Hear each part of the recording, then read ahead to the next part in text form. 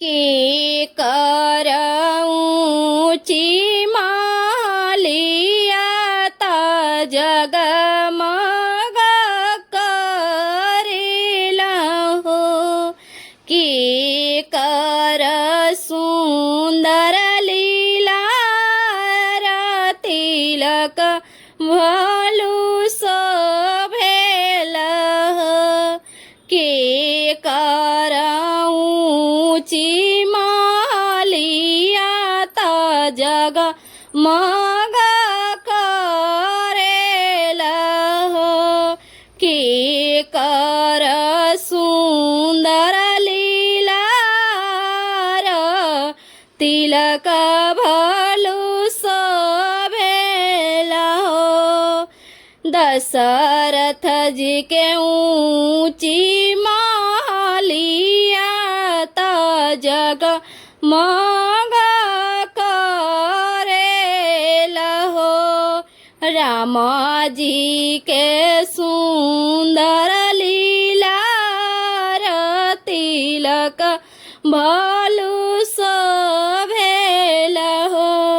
राजा दशरथ जी के ऊँची मालिया ता जगमग करेल हो। राम जी के सुंदर लीला तिलक भलु शोभेल हो। जनकपुर से आइले तिलक हरू त तिलक चढ़ावेल हो। जनकपुर से आइले तिलक हरू त तिलक चढ़ावेल हो।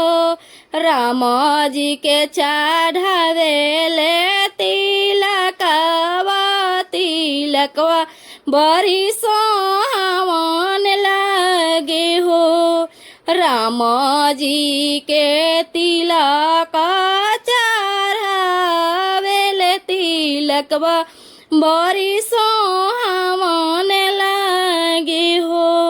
आंगने में बैठेले जनक राजा आंगने नीरे खेले हो। दशरथ जी के अंगना बड़ी छोटी तानी को नहीं लागेले हो। आंगने में बैठले जनक राजा आंगने नीरे खेले हो। दशरथ जी के छोटे मारे आंगना तनिक हुना लागेला हो। आसन पर बैठेले दशरथ राजा राम के नीरे खेले हो। राम के तिलक आइले थोरे तिलक नहीं शोभिला हो। राम जी के तिलक आइले थोड़े तिलक निक न लागिला हो। कि